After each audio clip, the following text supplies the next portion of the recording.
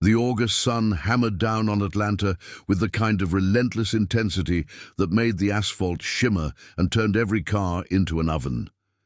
Sarah Collins adjusted her sunglasses as she stepped out of the unmarked K-9 unit vehicle, the heat immediately wrapping around her like a physical force.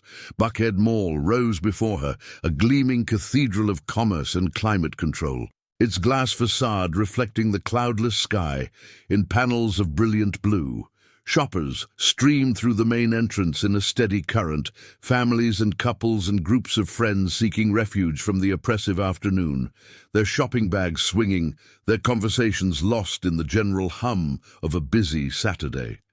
Max jumped down beside her, his paws hitting the hot pavement with practiced precision. He immediately moved to the shaded side of the vehicle, panting lightly, his intelligent brown eyes scanning the environment with the automatic vigilance that 7 years of service had ingrained into every fiber of his being. His tan and black coat gleamed in the sunlight, muscles rippling beneath as he shifted his weight, ready for whatever command might come. Sarah clipped the working lead to his tactical harness and checked her radio. The call had come in 40 minutes ago, routed through dispatch with a priority flag that had pulled her away from paperwork she had been more than happy to abandon. Anonymous tip, the dispatcher had said. Suspicious activity in the service corridors, possible drug operation. Mall security requesting K-9 assistance for a sweep. Routine, she had thought at the time. Buckhead Mall dealt with its share of problems, from shoplifters to the occasional dealer trying to move product in the parking structure. Nothing Max could not sniff out in 20 minutes, leaving them free to grab lunch before the next call. But as she walked toward the entrance, weaving between parked cars that radiated heat like open furnaces, something in the air felt different. She could not name it, could not point to any specific detail that triggered her unease, but 15 years of police work had taught her to trust the whisper of instinct, even when logic offered no support. They reached the sidewalk that led to the main entrance, and Sarah felt Max's pace slow beside her. She glanced down, expecting to see him distracted by a scent or perhaps overheated from the brutal sun. What she saw instead made her stop cold. Max had frozen, not the gradual slowing of a tired dog or the momentary pause of one tracking an interesting smell. Complete, absolute stillness.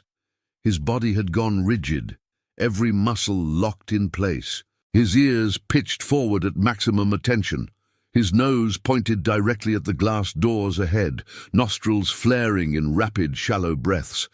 A fine tremor ran through his frame, visible even beneath his fur, as if an electrical current were passing through him. In 7 years of partnership, through drug busts and building searches and the apprehension of countless suspects, Sarah had never seen Max react this way. He was trained to indicate on explosives, narcotics, and human scent. He was trained to alert, to sit, to bark on command. He was not trained to freeze like a statue, trembling, refusing to advance or retreat. This was something else entirely. This was fear. Sarah knelt beside him, her hand finding the familiar spot behind his ear. His skin was hot beneath her palm, his muscles bunched so tight she could feel the tension radiating through her fingers. He did not look at her. His eyes remained fixed on those glass doors, on the streams of shoppers passing in and out, oblivious to whatever horror his senses had detected. She followed his gaze, studying the entrance with fresh eyes. Nothing appeared unusual. Families with strollers, young couples holding hands, a security guard checking his phone near the information desk just inside. The fountain in the central atrium threw diamond spray into the air, catching the light that poured through the skylights. Everything looked normal, everything looked safe, but Max knew something she did not. And Sarah Collins did not survive 15 years on the Atlanta PD by ignoring her partner. She stood slowly, keeping her hand on his harness, and keyed her radio. "Dispatch, this is K-9 Unit 7. I'm at Buckhead Mall, main entrance." My dog is indicating on something, but I need more information on that anonymous tip. What exactly did the caller report? Static crackled. Then the dispatcher's voice came through. K-9-7, the caller reported seeing individuals moving large containers through the service corridors on sublevel 2. Described as wearing maintenance uniforms but not recognized by regular staff.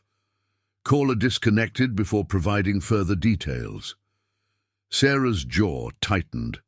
Anonymous tips about suspicious activity were common enough, but callers who disconnected abruptly often knew more than they were willing to share. She looked down at Max again. He had not moved, had not relaxed, even a fraction. Whatever was inside that mall had triggered something primal in him, something that bypassed his training and spoke directly to instinct. She made a decision. Dispatch. I'm requesting backup and recommending a preliminary evacuation protocol. My K-9 is showing behavior consistent with a significant threat. Unknown nature at this time. A pause.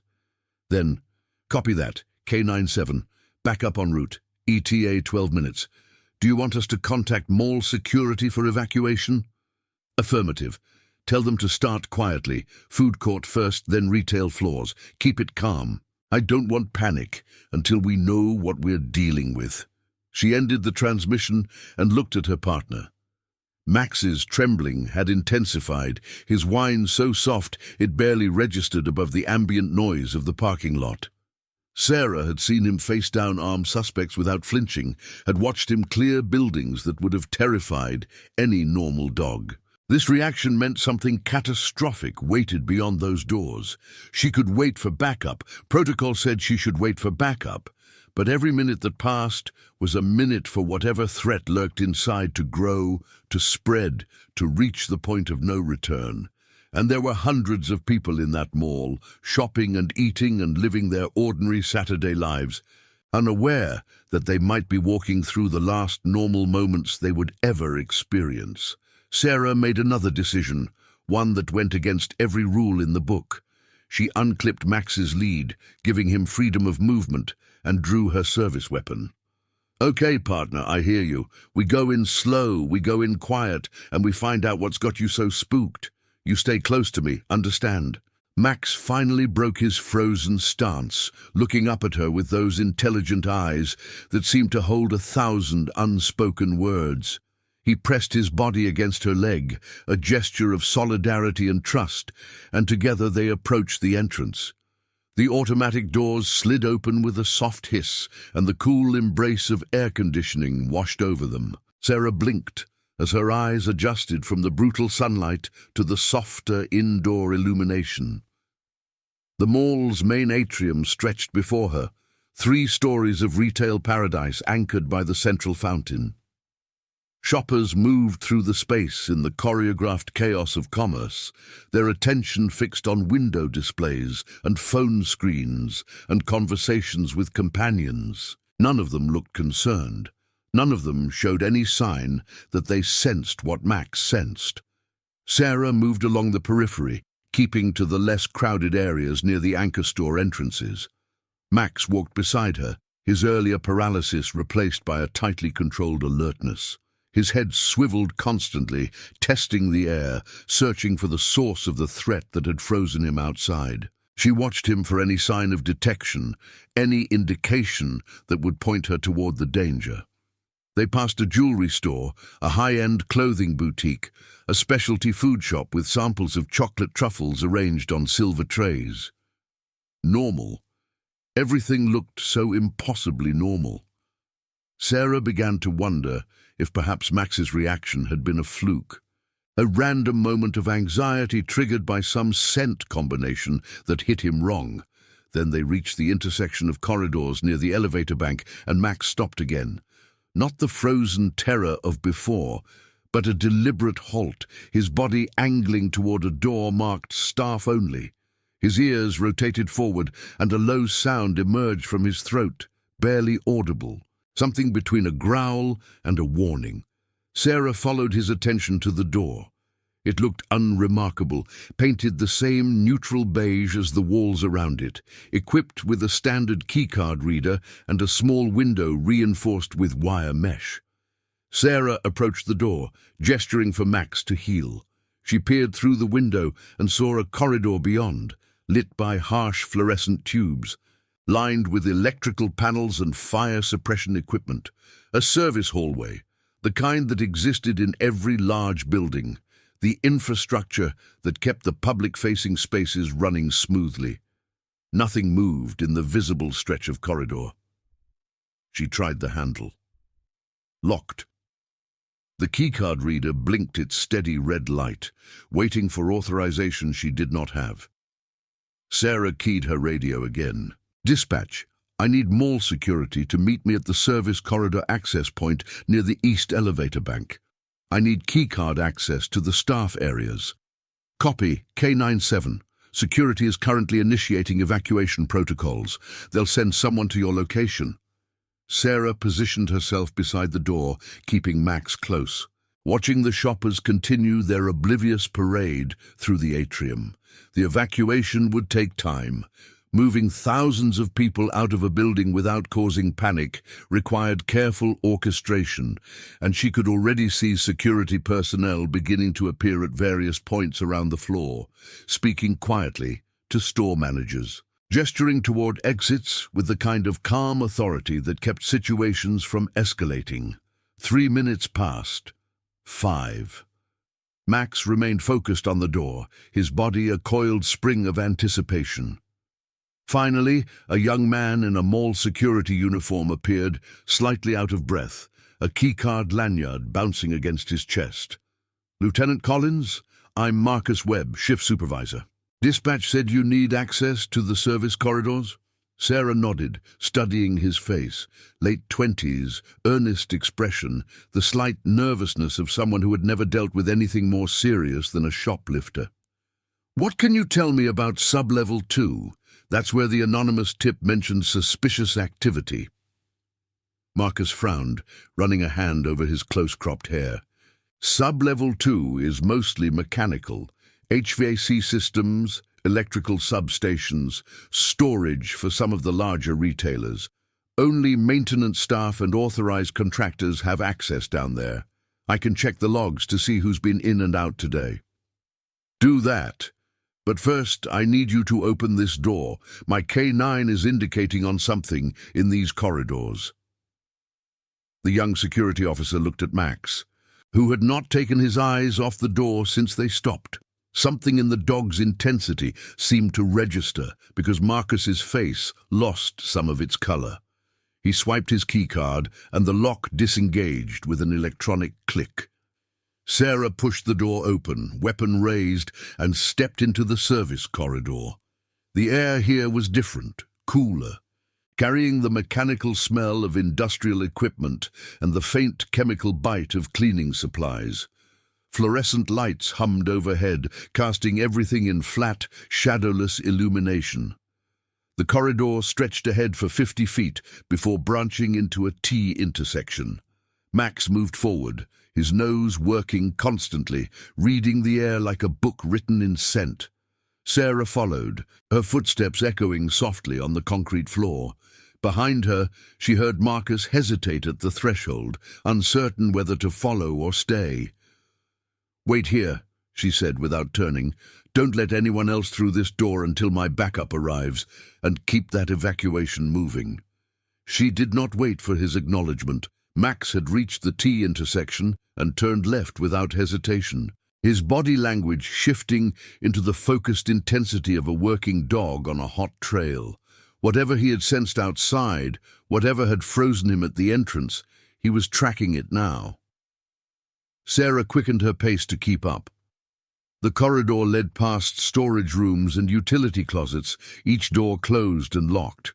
Max passed them without interest, his attention fixed on something farther ahead. They descended a flight of concrete stairs, the temperature dropping as they went deeper into the building's infrastructure. Sub-Level 1, according to the signage on the wall. Receiving and loading docks. Max did not stop. He continued to a second stairwell, older than the first, the paint on the railings chipped and worn. Sub-level 2, the mechanical heart of the mall. Sarah paused at the top of the stairs, listening. From below came the steady hum of machinery, the whoosh of air handlers, the electrical buzz of transformers doing their hidden work. No voices, no footsteps, nothing that suggested human presence. But Max was already descending, his claws clicking softly on the metal steps, his body low and controlled. Sarah followed, her weapon leading the way, her senses straining for any hint of danger. Sub-level 2 opened before them like an industrial cavern. The ceiling was low here, a maze of pipes and conduits running overhead. Massive air-handling units lined one wall, their fans spinning behind protective grills. Electrical panels covered another wall, their indicator lights blinking in silent communication. The floor was bare concrete, stained with decades of use, marked with painted lines that designated walking paths and equipment zones. Max stopped in the center of the space, his nose pointing toward a row of storage cages that occupied the far end of the room. Heavy-duty wire mesh, padlocked gates, the kind of secured storage that businesses used for high-value inventory or hazardous materials. Most of the cages appeared empty, their contents reduced to scattered boxes and forgotten equipment. But the cage, at the far end, showed signs of recent use, fresh scuff marks on the floor, a new padlock gleaming under the fluorescent lights, and something else that made Sarah's blood run cold. Wires, running from beneath the cage door, along the base of the wall, disappearing into an electrical conduit that climbed toward the ceiling. Wires that had no business being there, that followed no logical path to any legitimate equipment. Sarah keyed her radio, keeping her voice low and controlled, despite the fear that coiled in her chest. "Dispatch, this is K-9. I need immediate bomb squad response to Buckhead Mall, sub-level 2. I have visual on suspicious wiring and a secured storage area that my K-9 is alerting on. Recommend escalating evacuation to emergency priority. Get everyone out now." The dispatcher's response was immediate. All traces of casual professionalism replaced by urgent efficiency. "Copy K-9, bomb squad en route. All units responding. Evacuation escalating to emergency status. What is your situation?" Sarah studied the cage, the wires, the silent machinery around her. "I'm observing but not approaching. The area appears unoccupied, but I cannot confirm, requesting tactical support for potential hostile presence in service areas. Understood. Hold your position. Support is 9 minutes out." 9 minutes. An eternity when you were standing in what might be a bomb factory, when the building above you held hundreds of innocent lives, when every second that ticked by brought you closer to whatever terrible outcome the people who had built this were planning. Max whined softly, pressing against her leg. His earlier terror had transformed into something more complex, a mixture of alertness and anxiety that told her they were in the presence of genuine danger. She reached down to touch his head, drawing comfort from his warmth, his solidity, his unwavering partnership. "I know, buddy," she whispered. "I see it too." A sound reached her ears, distant but distinct. Footsteps, coming from somewhere in the maze of corridors that branched off from the main mechanical room. Sarah moved quickly, positioning herself behind one of the massive air handlers, pulling Max with her into the shadow of the equipment. She steadied her breathing, steadied her weapon, and waited. The footsteps grew louder, accompanied now by voices. Male voices, speaking in low tones. Their words indistinct, but their cadence suggesting urgency. Sarah peered around the edge of the air handler, trying to spot the source. 2 men emerged from a corridor on the opposite side of the room. They wore the same maintenance uniforms that Marcus had described, the ones that supposedly did not belong to any recognized staff. One carried a toolbox, the other a tablet computer. They moved with the confidence of people who belonged here, who had every right to be in this space, but something in their body language betrayed them. Too alert, too watchful. Eyes that scanned the room in patterns that spoke of training rather than casual observation. Sarah shrank back into her hiding spot, one hand on Max's collar to keep him silent. The men approached the cage storage area, and one of them produced a key from his pocket. The padlock clicked open, and they disappeared inside, pulling the wire mesh door closed behind them.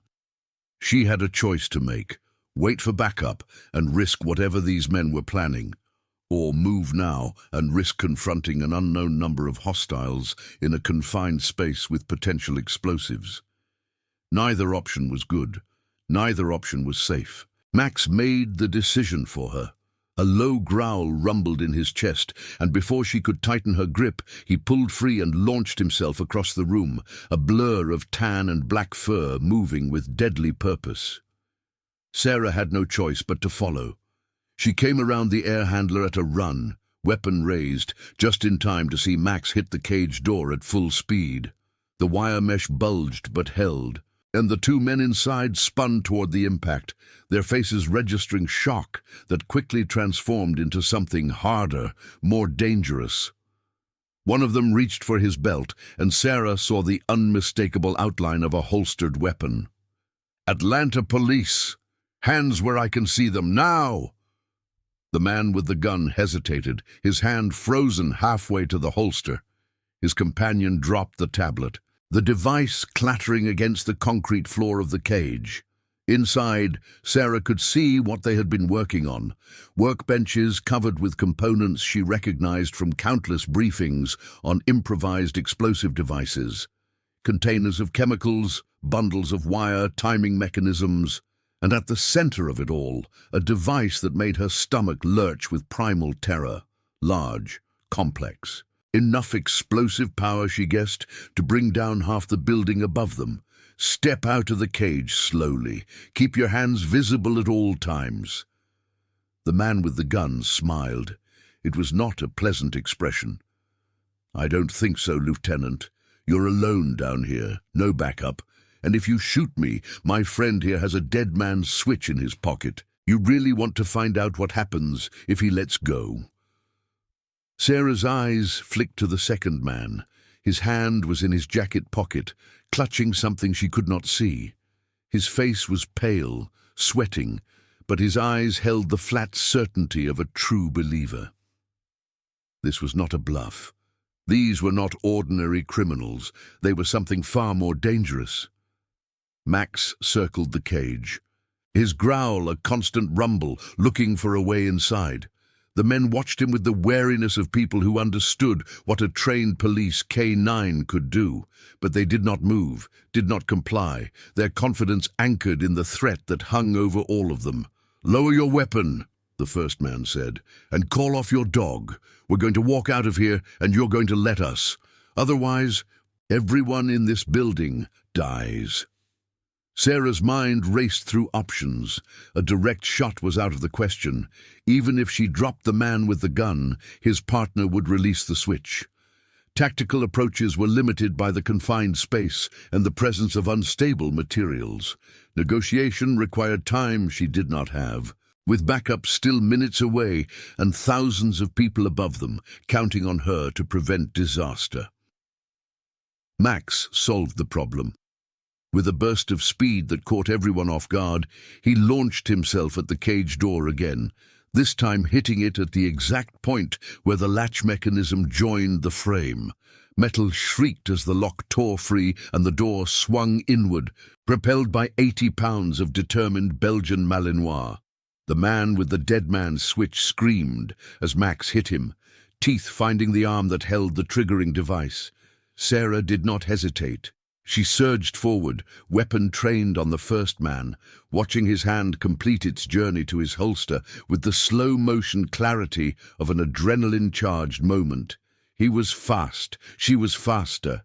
Her shot caught him center mass, the impact spinning him backward into the workbench full of bomb components. Sarah's heart nearly stopped as containers toppled and rolled, but nothing detonated, nothing exploded. the careful construction of the device apparently not yet connected to a triggering mechanism. She swung toward Max and the second man, finding them locked in a desperate struggle on the floor.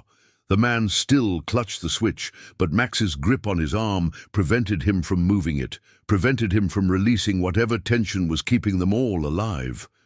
Sarah crossed the distance in 2 strides, her boot coming down on the man's wrist with calculated force. Bones cracked, the man screamed again, and his fingers spasmed open, the switch clattering away across the concrete. Sarah kicked it toward the corner of the cage, then dropped her knee onto the man's back, securing him with the weight of her body while she pulled cuffs from her belt.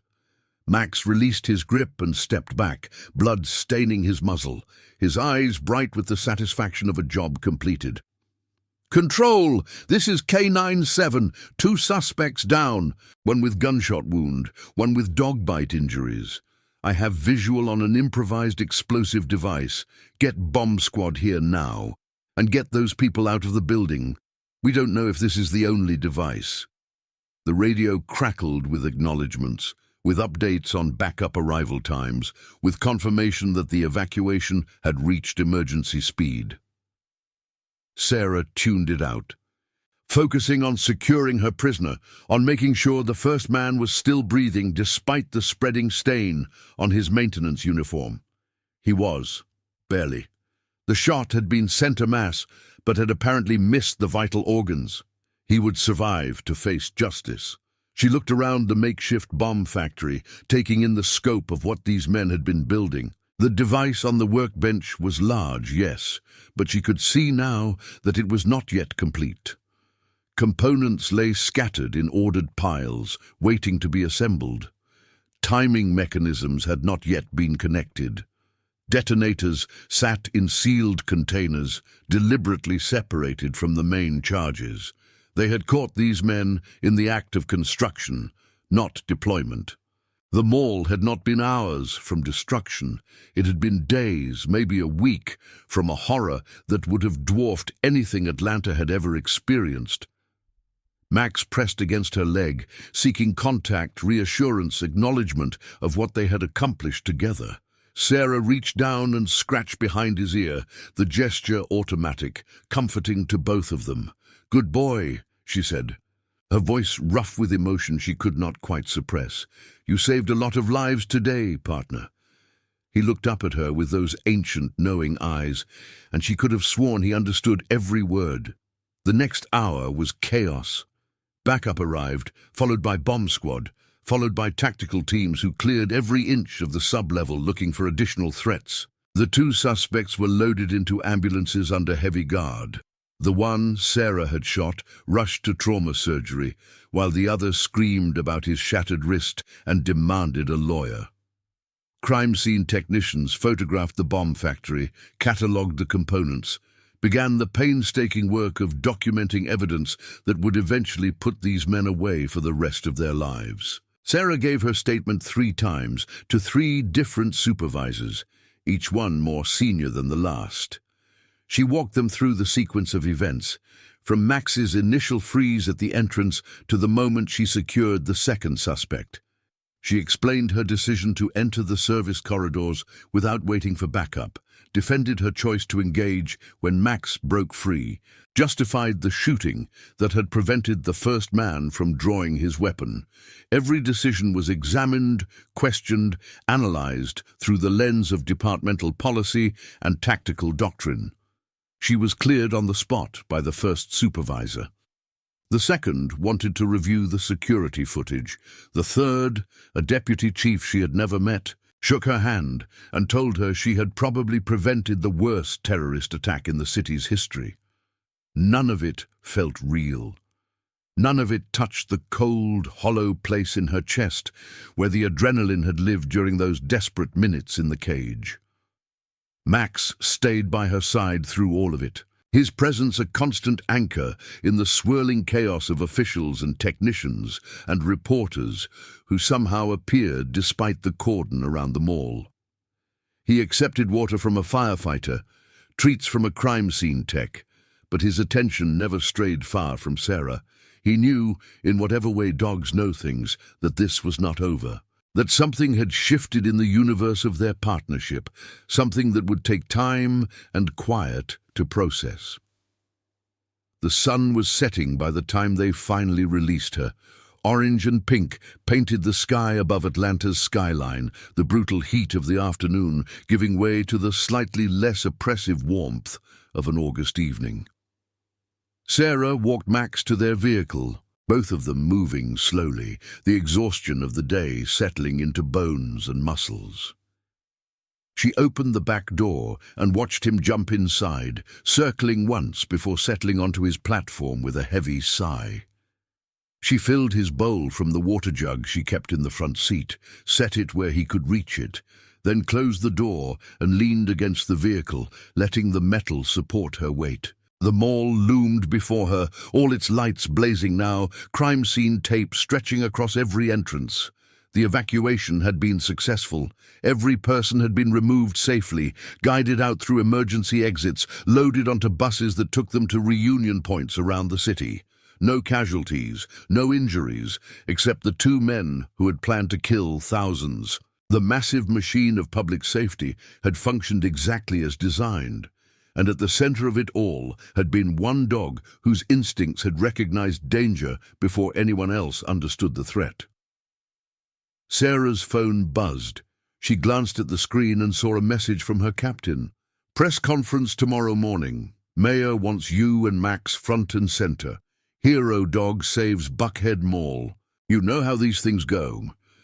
She did know, and she knew that by morning the story would be everywhere.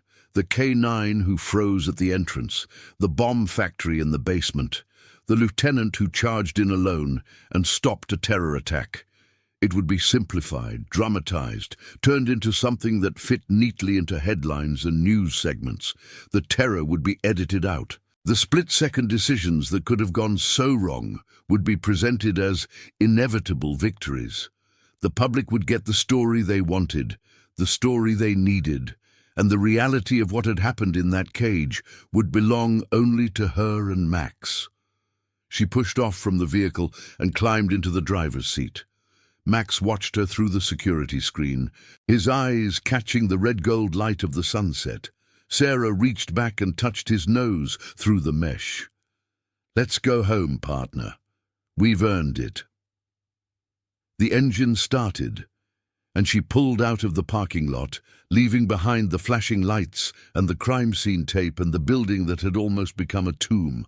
Tomorrow would bring the press conference, the accolades, the inevitable bureaucratic aftermath of a major incident.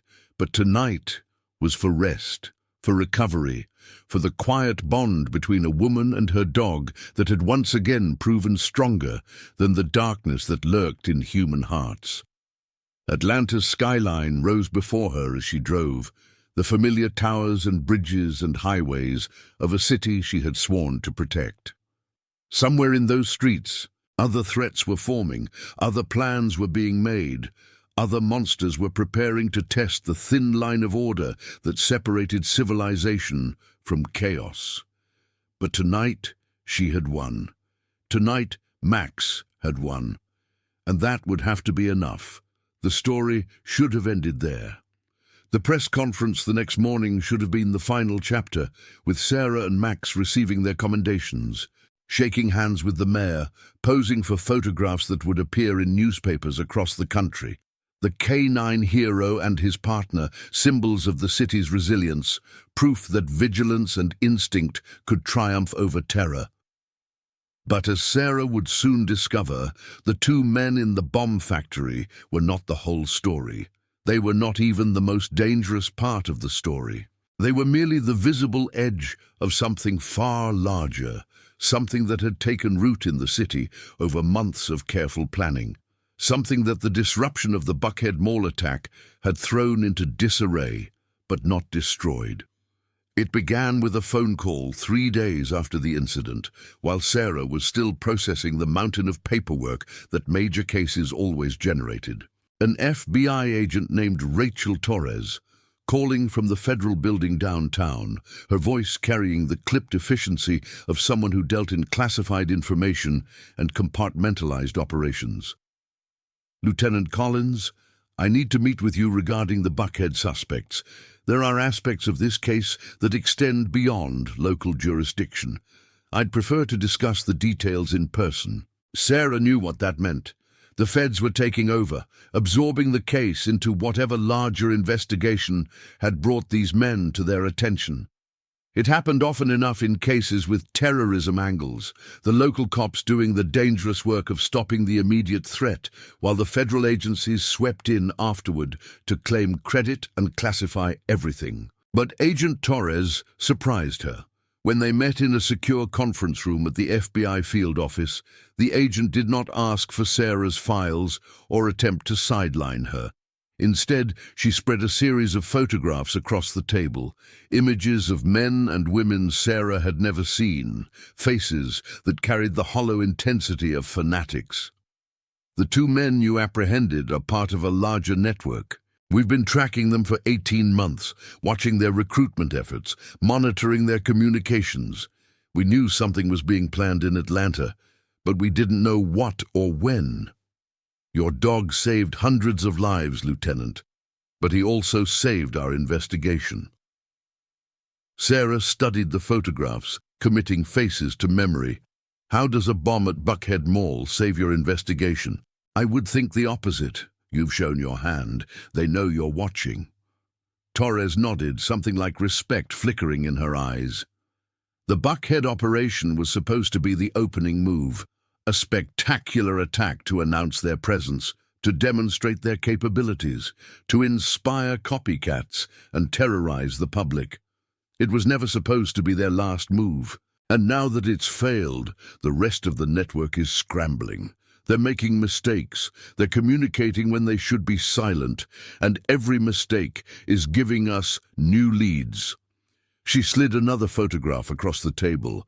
This one showed a man in his 50s, distinguished features, silver hair swept back from a high forehead. He wore an expensive suit and stood at a podium bearing the logo of a technology company Sarah vaguely recognized.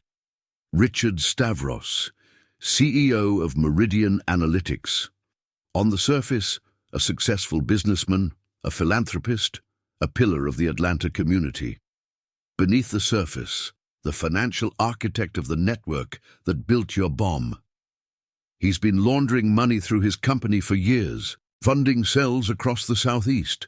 The Buckhead attack was supposed to be his masterpiece, the event that would cement his legacy among his fellow travelers. Sarah felt a cold weight settle in her stomach. "You're saying this wasn't random? It wasn't just two men with a grievance and access to chemistry. This was organized, funded, professional, very professional. Stavros has been building this for a decade. He's careful, methodical, and until now, untouchable. But the failure of the Buckhead attack has made him desperate. He's trying to salvage the operation, trying to redirect resources to a backup plan, and in his desperation, he's finally made a mistake we can exploit." Torres leaned forward, her eyes locking onto Sarah's. "I'm here because I need your help, Lieutenant.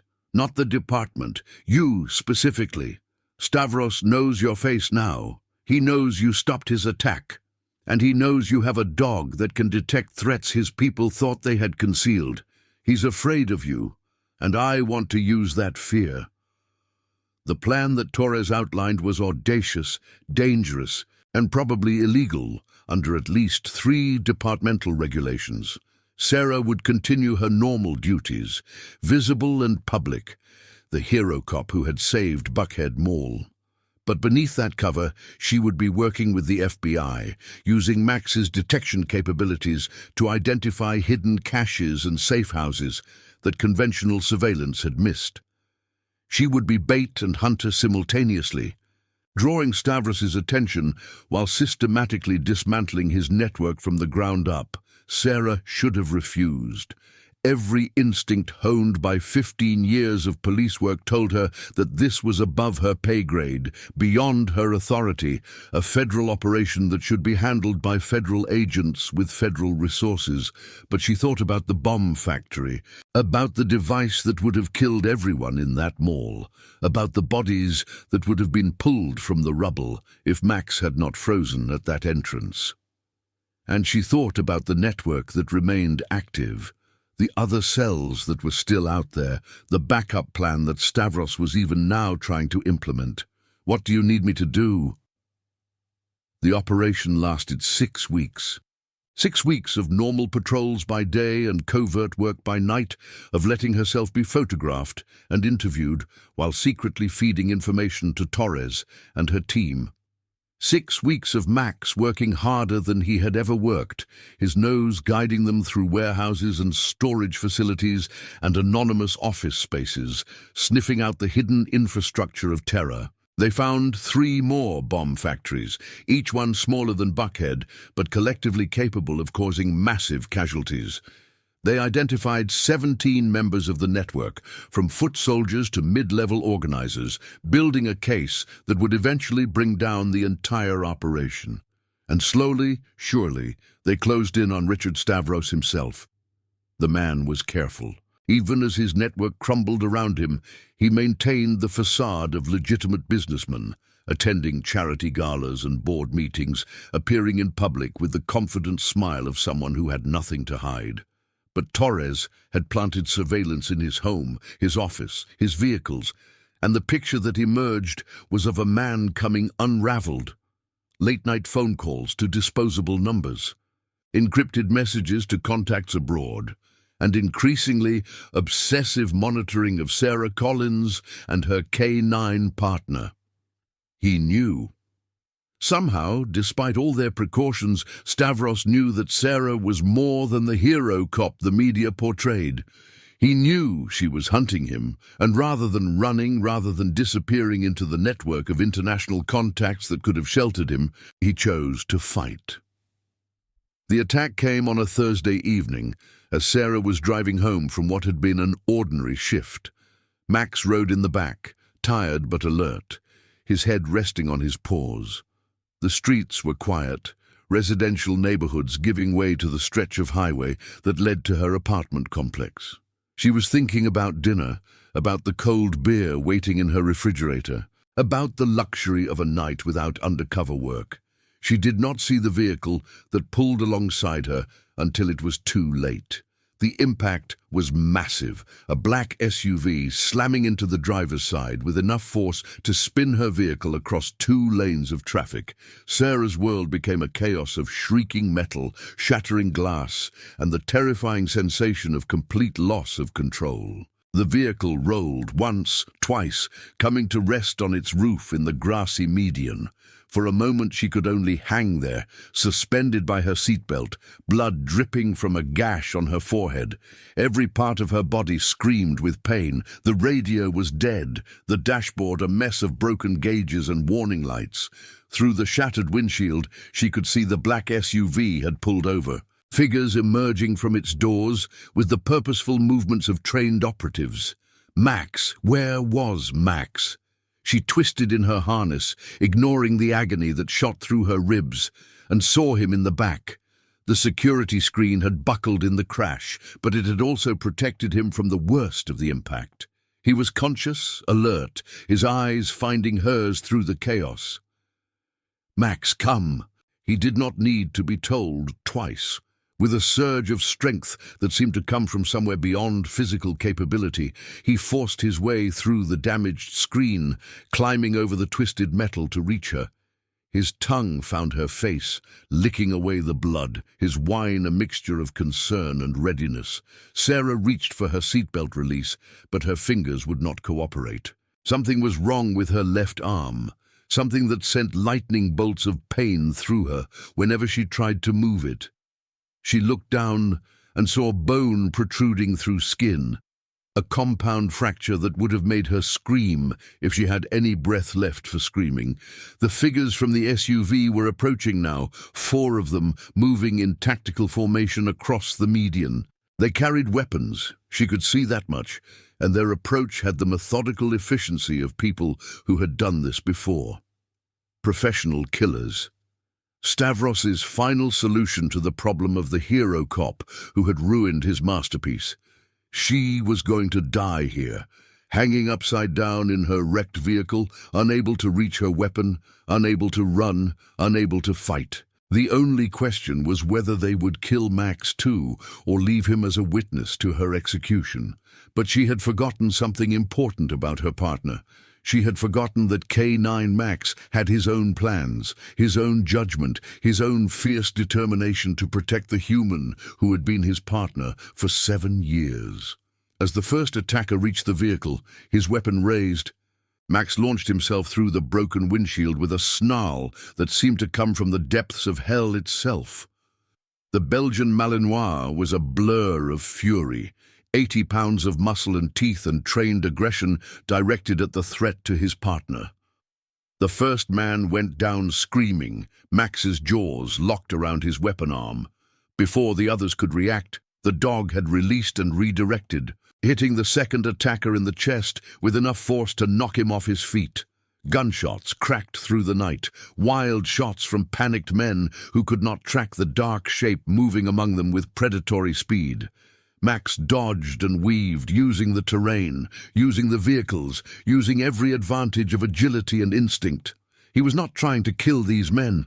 He was trying to disable them, neutralize them, buy time for the backup that might or might not be coming.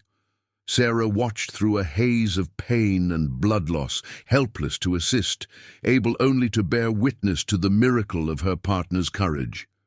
One by one, the attackers fell. One to Max's teeth on his thigh, dropping him with a wound that would sever the femoral artery if not treated immediately. Another to a tackle that sent his head into the metal guardrail with a sickening crack.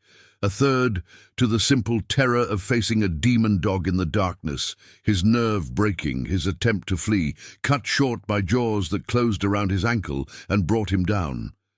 The fourth man, the last one standing, made a different choice. Instead of engaging the dog, he sprinted toward the wrecked vehicle, toward Sarah, his weapon pointed directly at her upside-down form. If he could not complete the mission, he could at least complete the primary objective. Kill the cop. Let the dog live with the knowledge that he had failed to save her. Max saw him coming, and Max, despite wounds of his own, despite exhaustion, despite every limitation of physics and biology, somehow found the speed to intercept him. The impact knocked the weapon from the man's hands. The follow-up attack, a bite to the neck that avoided the arteries but applied crushing pressure to the windpipe, ended his resistance. He collapsed to the ground, gasping for air, his hands clawing uselessly at the fur and muscle that pinned him to the earth. Sarah finally managed to free herself from the seatbelt, dropping painfully onto the roof of the overturned vehicle. She crawled through the broken windshield, her broken arm trailing uselessly, her vision swimming with shock and blood loss. Around her, the scene looked like a battlefield. 4 men down, 3 of them still alive but incapacitated, one already pale from the blood pumping from his leg wound. Max released the man he had pinned and limped to her side. She could see wounds on his flank, blood matting his fur, one of his ears torn and bleeding. But his eyes were clear, and his tail gave a single weak wag as he pressed against her. "Good boy," she managed, the words barely a whisper. "Such a good boy." Sirens wailed in the distance, growing closer. Someone had called in the crash, the gunshots, the chaos on the highway. Backup was coming. Help was coming. She just had to stay conscious, stay alive, until they arrived. She wrapped her good arm around Max's neck and held on, feeling his heart beating against her chest, feeling the warmth of his body anchor her to the world of the living. Whatever happened next, they had survived this together. And together, they would see it through to the end. The hospital stay lasted 2 weeks. The compound fracture required surgery, titanium rods and pins, and endless physical therapy to come. The concussion kept her under observation, the lacerations needed stitches, and the internal bruising painted her torso in shades of purple and black. But she was alive. Against all odds, against 4 trained killers with automatic weapons, she was alive. Max healed faster, as dogs always did. His wounds were treated by the department's veterinary team, his torn ear stitched and bandaged, his spirit undiminished by the violence he had experienced. Within a week, he was visiting Sarah's hospital room, smuggled in by sympathetic nurses who understood that some bonds transcended hospital policies. He would lay his head on her bed, his eyes watching her with that ancient K-9 wisdom, and she would stroke his fur with her good hand and feel something inside her knit back together. Agent Torres visited on day 3, when Sarah was lucid enough to receive intelligence briefings. The 4 attackers had been identified, 3 of them former military contractors with ties to Stavros's network. The 4th, the one Max had nearly killed with the throat bite, was talking. Desperate to avoid charges that would keep him in prison for the rest of his life, he was giving up everything he knew about the network, about Stavros, about the backup plan that was still in motion. "Stavros is in the wind," Torres admitted. "He disappeared the night of the attack, probably has a dozen passports, a dozen prepared identities. But we're not going to stop. He's made too many enemies now, exposed too many people. Someone will give him up eventually, and when they do, we'll be ready." Sarah listened, nodded, filed the information away, but her focus was elsewhere. Her focus was on the dog who had saved her life, on the recovery that would take months, on the future that suddenly seemed both more uncertain and more precious than it had ever been. She returned to duty 3 months later, after physical therapy and psychological evaluations and countless hours of paperwork. Max had been cleared weeks earlier, pronounced fit for service by veterinarians who marveled at his resilience. But Sarah had insisted on waiting, on healing together, on returning to the streets only when both of them were ready. Her first patrol back was a quiet affair. Routine calls, familiar streets, the rhythm of police work settling around her like a comfortable jacket. Max rode in the back, his equipment newly refitted, his enthusiasm for the job undiminished by the trauma he had experienced. When they stopped for coffee, when they responded to a noise complaint, when they drove through the neighborhoods they had protected for years, everything felt different, everything felt sharper, more real, more valuable. Because she knew now, in a way she had not fully understood before, how quickly it could all be taken away. The call about Richard Stavros came on a Tuesday, 4 months after Sarah's return to duty. Not a capture, not an arrest. Something far more final. His body had been found in a warehouse in Buenos Aires, executed by former associates who had decided he was more valuable as a silenced liability than as a living leader. The network was finished, dismantled by federal investigators who had followed the threads Sarah and Max had helped unravel. The backup plan, whatever it had been, would never be implemented. Torres called personally to deliver the news. "I thought you'd want to know," she said. "It's over. The whole network is gone. You and Max broke it open and we've finished the job. Those people at Buckhead Mall, they owe their lives to a dog who refused to walk through a door. I hope you understand how remarkable that is." Sarah did understand. She looked at Max, curled in his bed in the corner of her living room, and she understood exactly how remarkable he was. Not because of his training, though that was excellent, not because of his breed, though Belgian Malinois were among the finest working dogs in the world, but because of something ineffable, some combination of instinct and courage and loyalty that transcended anything that could be taught or measured. He had known. Somehow, standing in that parking lot with the August sun beating down, he had known that death waited behind those glass doors. And he had warned her. And when warning was not enough, he had fought beside her, protected her, saved her life with the same ferocity that he brought to every challenge they faced together. The medal ceremony happened the following spring. The mayor, the police chief, the governor himself all gathered to honor the K-9 team that had stopped a terrorist attack and brought down a network of killers. Max received a custom medal designed specifically for K-9 heroes, while Sarah received a promotion she had not sought and did not want.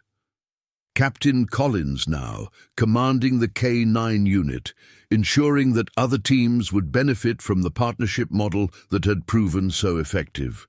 She gave the speeches that were expected, shook the hands that were offered, posed for the photographs that would appear in newspapers and websites, but through it all, her attention kept drifting to Max, standing patiently beside her in his best tactical harness, looking slightly bored by the human rituals of recognition. They did not need medals.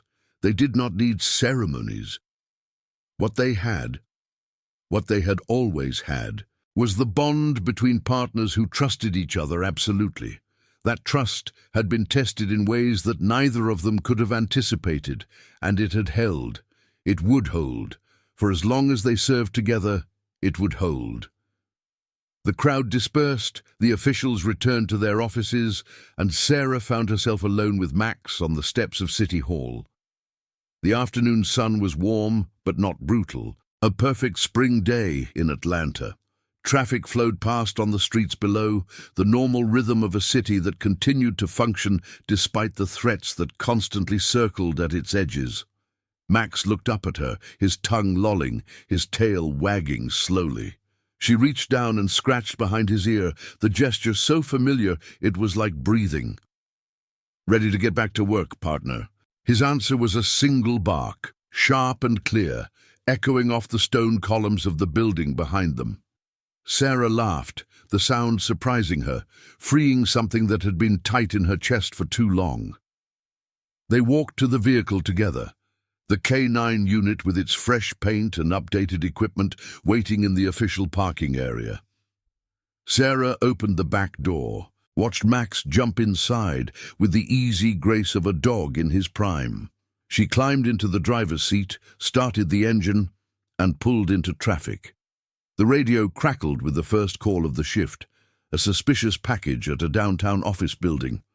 Sarah acknowledged the dispatch and accelerated, weaving through traffic, Max's ears perking at the familiar signals of a job beginning.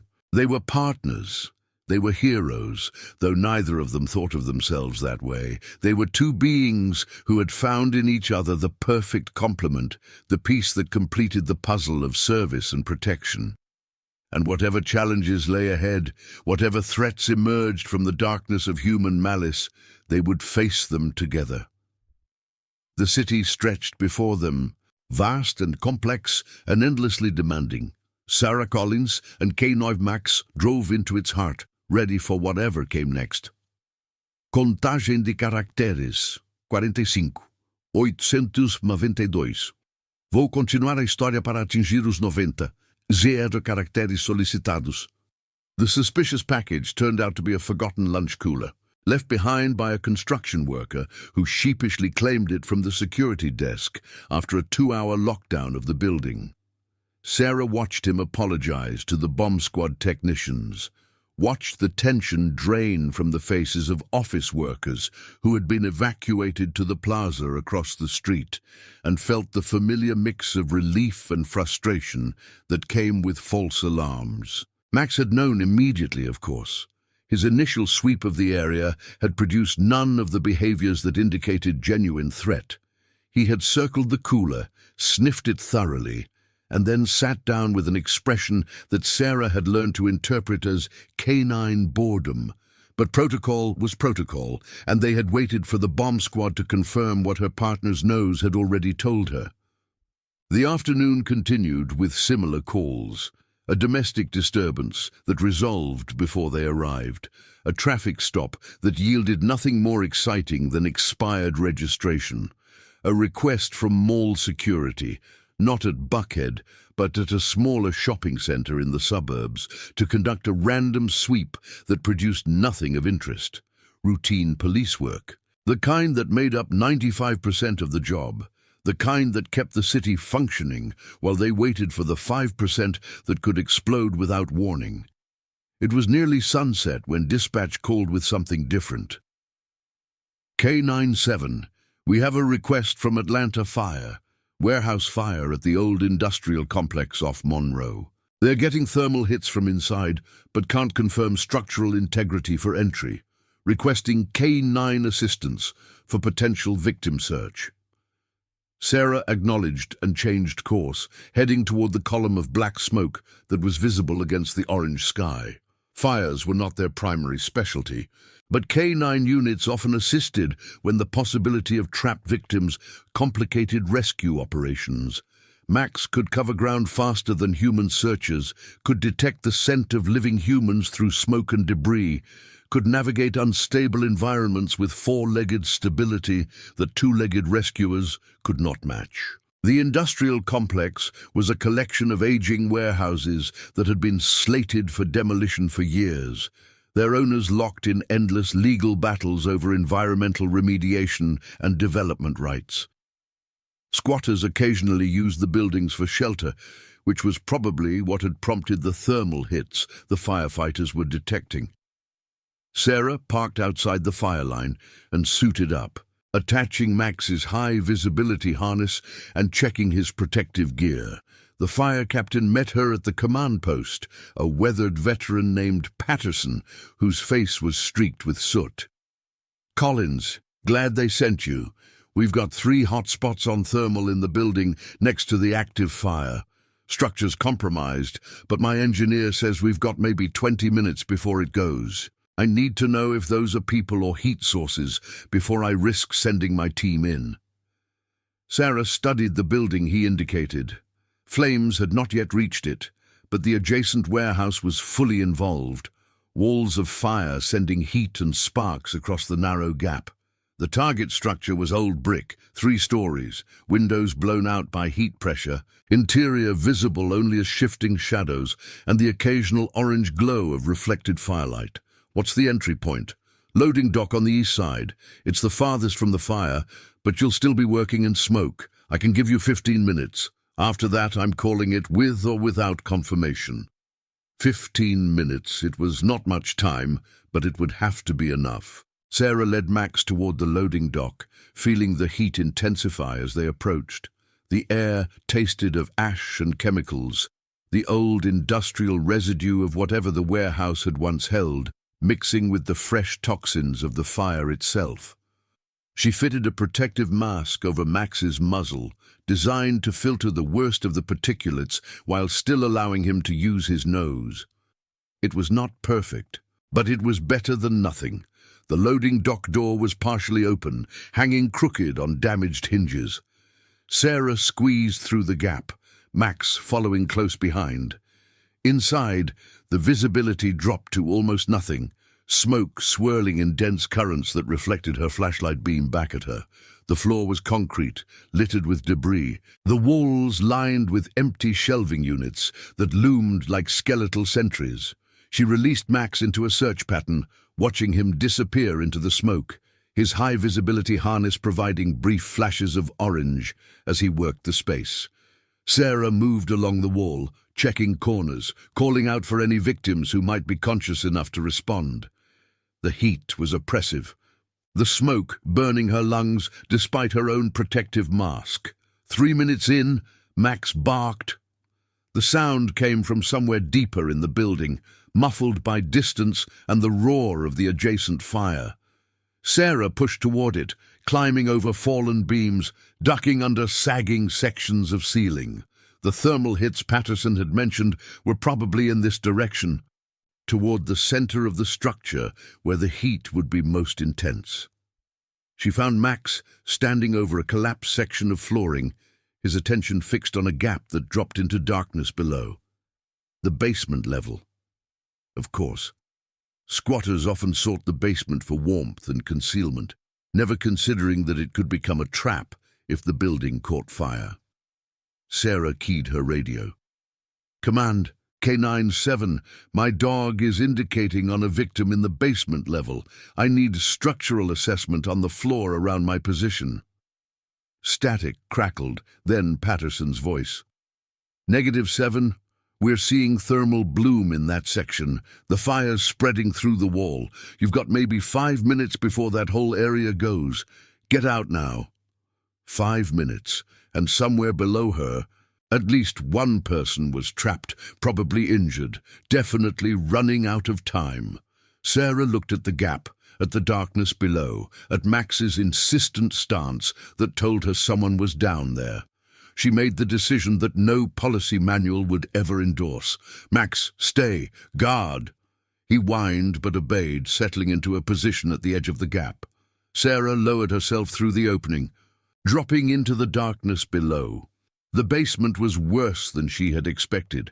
Water from fire suppression efforts had pooled on the floor, mixing with debris and chemicals into a toxic sludge that came up to her ankles.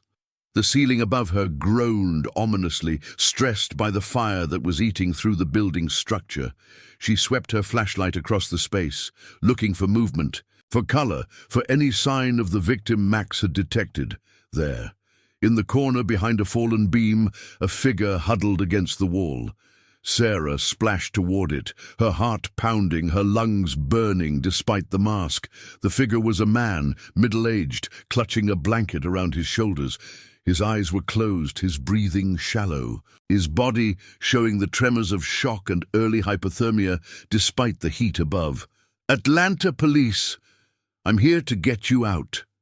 Can you walk?" The man's eyes fluttered open. He stared at her with confusion, with fear, with the disorientation of someone who had given up hope of rescue. He tried to speak, but only coughing emerged, deep, racking spasms that shook his entire body. No time for questions. Sarah pulled his arm over her shoulders, lifted him with strength she did not know she possessed, and started back toward the gap in the ceiling.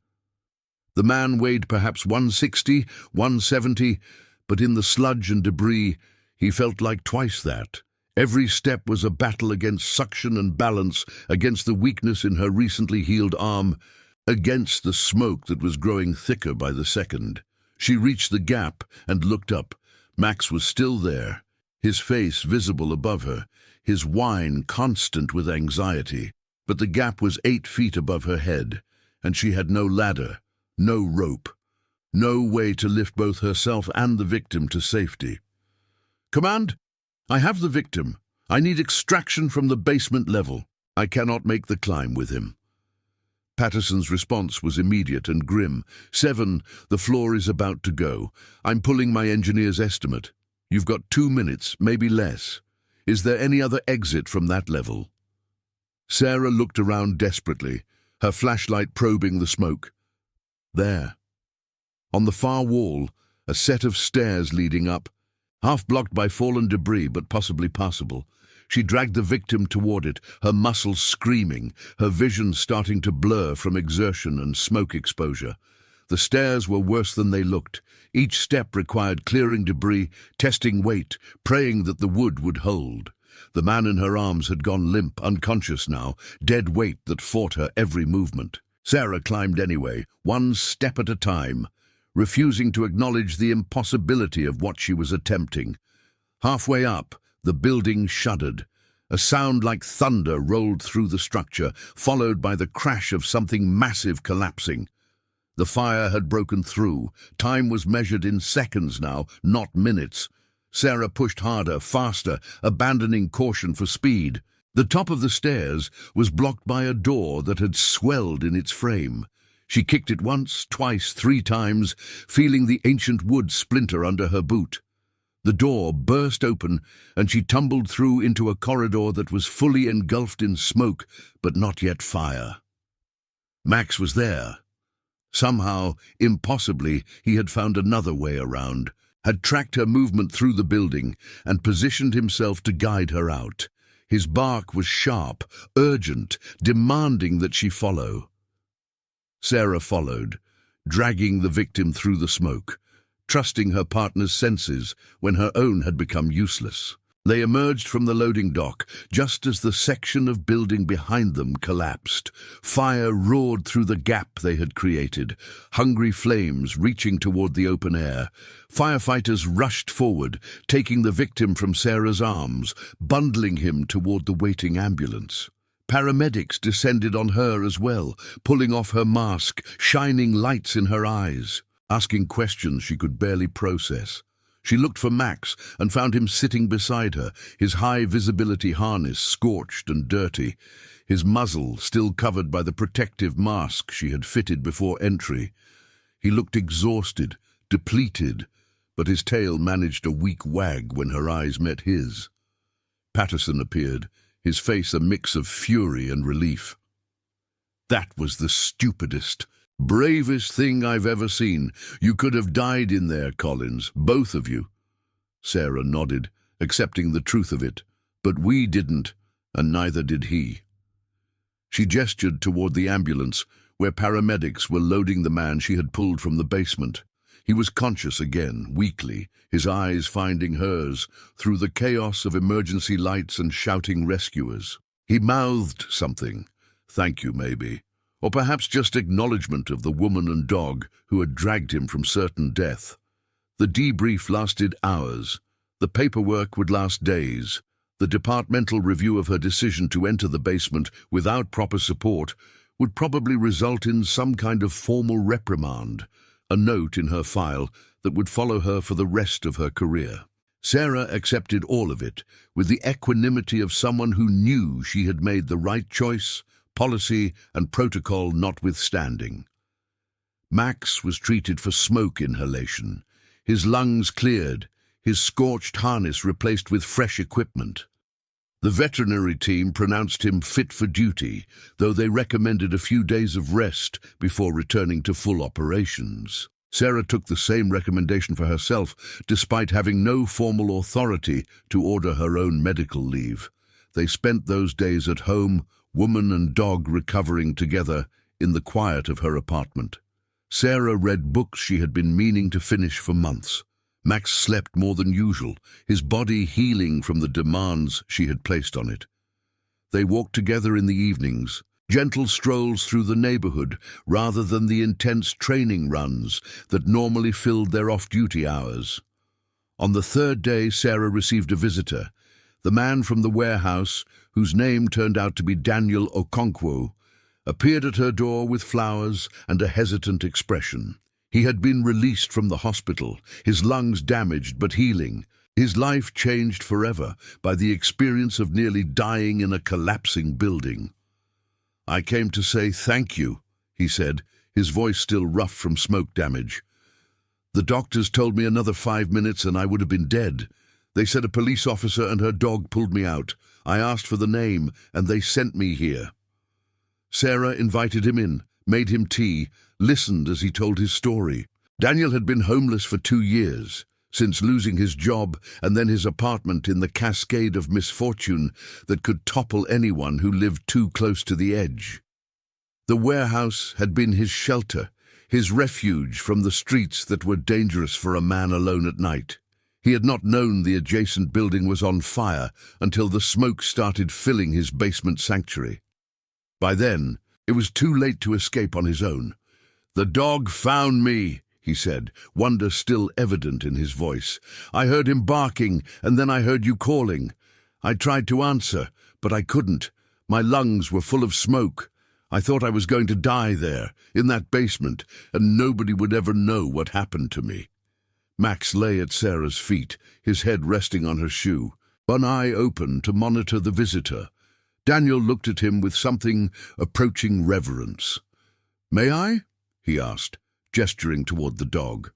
Sarah nodded, and Daniel knelt slowly, extending his hand for Max to sniff.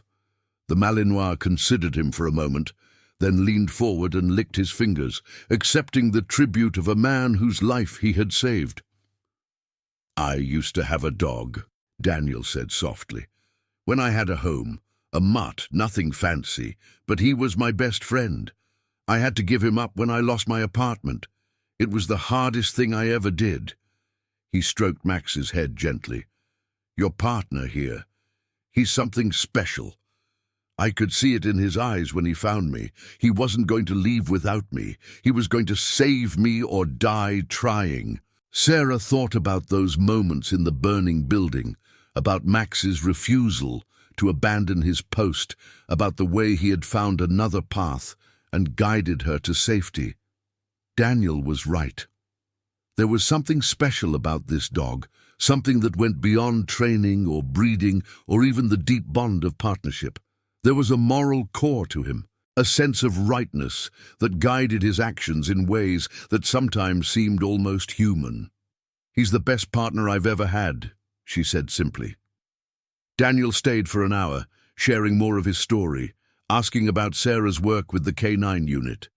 When he left, he had Sarah's card with information about social services that might help him rebuild his life. She did not know if he would use them, if he would accept the help that was available, but she had done what she could, and the rest was up to him. The days of rest ended, and Sarah and Max returned to duty. The city continued to demand their service, continued to present challenges that tested their skills and their partnership. There were drug busts and search operations, crowd control at public events, and sweeps of buildings reported for suspicious activity. There were moments of danger and moments of tedium, the unpredictable rhythm of police work playing out across weeks and months. The anniversary of the Buckhead Mall incident approached, marked by media retrospectives and community remembrances. Sarah declined most interview requests, preferring to let the story speak for itself without her constant commentary. Max, of course, had no opinion on the matter, content to continue his work, regardless of whatever fame might attach to his name. But one request she did accept. A school in the neighborhood near the mall asked if she would bring Max for a demonstration, a chance for students to meet the K-9 hero and learn about the work of police dogs. Sarah agreed, remembering her own fascination with working dogs when she was young, the spark that had eventually led her to this career. The demonstration went well. Max performed his routines flawlessly, responding to commands, demonstrating his detection skills, allowing students to pet him with the patience of a professional who understood the importance of public relations. Sarah answered questions about training and equipment and daily life as a K-9 handler, watching eyes light up with interest and possibility. After the assembly, as students returned to their classrooms and teachers thanked her for the visit, a young woman approached. She was perhaps 18 or 19, dressed in the uniform of a teacher's aide, her expression serious and purposeful. "Lieutenant Collins, I wanted to tell you something. I was at Buckhead Mall that day, when the evacuation happened. I was working a summer job at one of the stores." Sarah studied her face, finding nothing familiar. Hundreds of people had been in that mall, thousands over the course of the afternoon. There was no way to remember them all. "I'm glad you're safe," Sarah said. The young woman nodded. "I am too. But I wanted you to know that your dog, what he did at the entrance, it changed my life. I was going to go into business, like my parents wanted. But after that day, after seeing what happened, I applied to the police academy instead. I start next month." Sarah felt something warm spread through her chest. "What made you change your mind?" "Because you and Max showed me what real courage looks like. Not just the running into danger part, although that was incredible, but the stopping part. The trusting your instincts even when nothing looked wrong, the refusing to give up even when the situation seemed impossible." She glanced at Max, who was sitting patiently at Sarah's side. "I want to be part of something like that. I want to make a difference, like you make a difference." Sarah reached out and shook the young woman's hand. "Work hard. Train hard. Trust your partners whether they have 2 legs or 4. And welcome to the family." She walked back to her vehicle with Max beside her, thinking about the ripples that spread from every action, every choice, every moment of courage or cowardice. The people at Buckhead Mall had been saved, yes, but beyond that, a network of terror had been destroyed. A young woman had found her calling, and countless other effects had propagated outward in ways that would never be fully known or measured. That was the nature of the work. You did your job, you faced the challenges, you made the decisions that seemed right in the moment, and sometimes, if you were lucky, You caught a glimpse of the larger pattern, the way individual acts of service wove together into something greater than any single person or partnership. Max jumped into the back of the vehicle, settling onto his platform with the ease of long practice. Sarah climbed into the driver's seat, started the engine, and pulled out of the school parking lot. The radio crackled with the familiar voice of dispatch, another call coming in, another situation requiring their attention. K-9-7, we have a report of a suspicious odor at a residential address in Midtown. Caller believes it may be narcotics manufacturing, requesting K-9 assistance. Sarah acknowledged the call and changed course, heading toward Midtown and whatever challenge awaited. Max's ears perked at the familiar rhythm of a job beginning, his body shifting from relaxation to readiness with the smooth efficiency of a professional at work.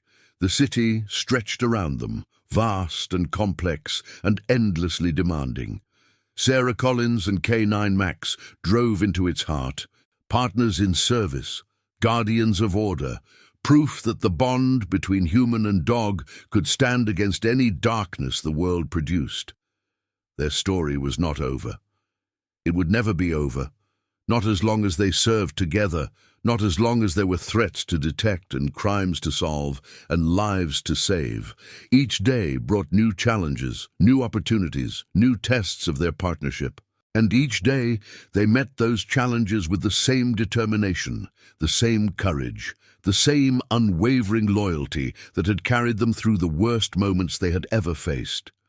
The sun climbed higher as they drove, the city awakening fully to another day of commerce and conflict and community.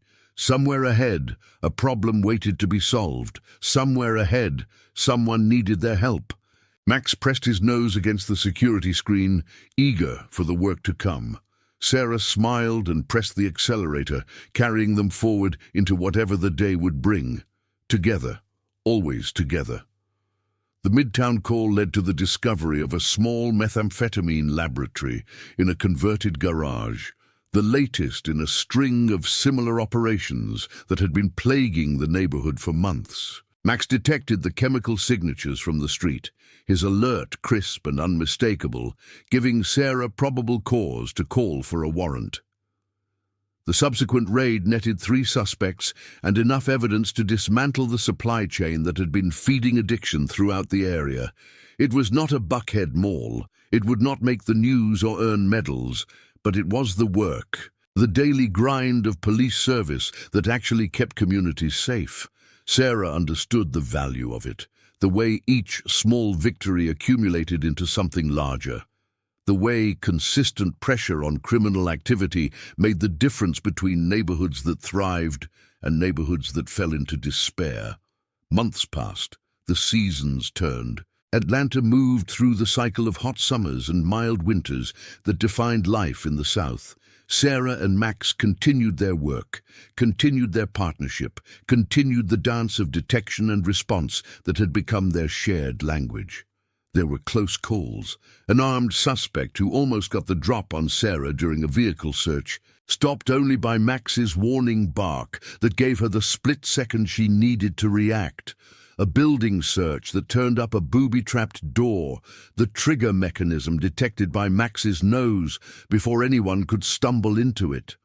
A pursuit through a construction site that left them both battered and bruised, but ended with a kidnapping suspect in custody and a victim recovered safely. There were triumphs. A drug trafficking operation dismantled after Max found a hidden compartment in a truck that human inspectors had missed. A serial burglar caught when Max tracked him through miles of urban terrain to his hiding spot.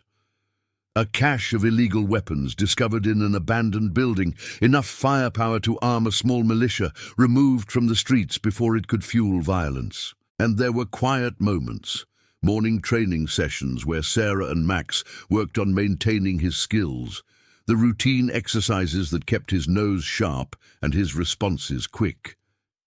Evening walks through the park near her apartment, the leash relaxed, the pace leisurely, the pressure of the job temporarily forgotten. Nights spent on the couch, Max curled at her feet, both of them content, in the simple comfort of companionship. The second anniversary of Buckhead Mall approached, and this time Sarah felt ready to speak publicly. She had been invited to address a conference on K-9 assisted policing, a gathering of handlers and trainers from across the country. It was an opportunity to share what she had learned, to contribute to the profession that had given her purpose, to honor the partnership that had defined her career. She prepared her remarks carefully, drawing on the specific experiences that had shaped her understanding of the human canine bond. The freeze at the mall entrance, the fight in the bomb factory, the warehouse fire, the countless smaller moments that had reinforced her trust in Max's instincts and abilities. The conference was held at a hotel in downtown Atlanta, a sprawling complex of meeting rooms and exhibition halls filled with K-9 units from dozens of agencies. Sarah moved through the crowds with Max at her side, greeting colleagues, examining new equipment, discussing techniques and challenges with handlers who shared her passion for the work. When her time came to speak, she stood at the podium and looked out at an audience of people who understood exactly what she was about to say. Fellow handlers, each of them bonded to a partner who walked on four legs, each of them knowing the unique joy and responsibility of working with a dog. 2 years ago, she began, my partner and I walked up to the entrance of Buckhead Mall on what should have been a routine call. And in that moment, Max did something I had never seen him do. He stopped. He froze. He refused to move forward, even though nothing visible explained his reaction. She paused, letting the memory fill her, letting the audience feel the weight of what she was describing. I could have ignored him. I could have attributed it to heat exhaustion or distraction, or just a bad moment. But I had learned over years of working together to trust his instincts, even when I couldn't understand them. And that trust saved hundreds of lives. She spoke for 40 minutes, weaving together the specific details of the Buckhead case with broader lessons about partnership and communication. She talked about training and equipment, about the importance of handlers understanding their dogs as individuals rather than tools. She talked about the psychological demands of the work, the way the bond between handler and dog created vulnerability as well as strength. And she talked about Max himself, about the qualities that made him exceptional, his courage, his intelligence, his unwavering loyalty, his ability to read situations and make decisions that sometimes seemed to exceed his training, as if he understood the stakes in ways that defied explanation. We ask so much of our partners, she concluded. We ask them to enter danger without hesitation. We ask them to use their bodies as weapons in defense of our safety. We ask them to work in conditions that would challenge any athlete, any professional, any hero. And they give us everything they have, without complaint, without reservation, without any expectation of reward beyond our approval and our love. She looked down at Max, sitting beside the podium, his eyes fixed on her with the attention he always showed when she spoke. K-9 Max has saved more lives than I can count. He has stopped criminals, found victims, prevented tragedies that would have scarred this city forever. And he has done all of it because he trusts me as completely as I trust him. That is the heart of this work. That is what makes it possible, the bond, the partnership. The absolute faith that your partner will be there when you need them, no matter what. She stepped back from the podium to applause that filled the room, heartfelt recognition from people who truly understood what she had described.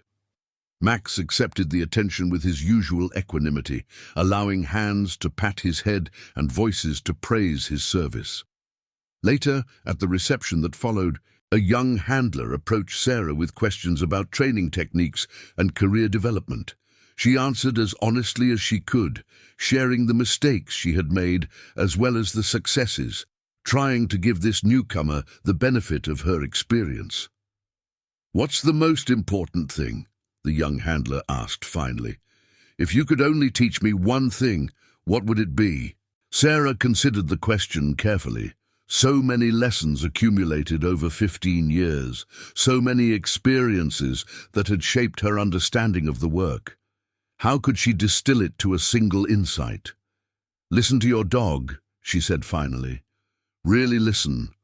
Not just to the alerts they're trained to give, but to everything they're trying to tell you. The way they carry their body, the direction they look, the sounds they make when something isn't right. Your dog sees the world differently than you do, perceives things you'll never perceive, knows things you'll never know. And if you learn to hear what they're saying, if you learn to trust what they're telling you, they'll never let you down." The young handler nodded, absorbing the advice with the earnest intensity of someone at the beginning of a long journey. Sarah wished her well and watched her walk away, returning to the partner who waited at her side. Max looked up at her, his tail giving a single slow wag. Sarah scratched behind his ear, the gesture so natural she barely registered it. "Ready to go home, partner?" His answer was to rise to his feet, moving toward the exit with the confident stride of a dog who knew exactly where they were going and what came next. They left the conference together, woman and dog, partners in the truest sense of the word. The city waited outside, vast and complex, and forever in need of their service. Tomorrow there would be new calls, new challenges, new opportunities to make a difference. But tonight was for rest.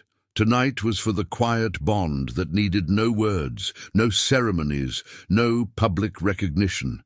Tonight was for the simple truth that had defined Sarah's life for 7 years and would continue to define it for as long as they served together. She had a partner, she had a purpose.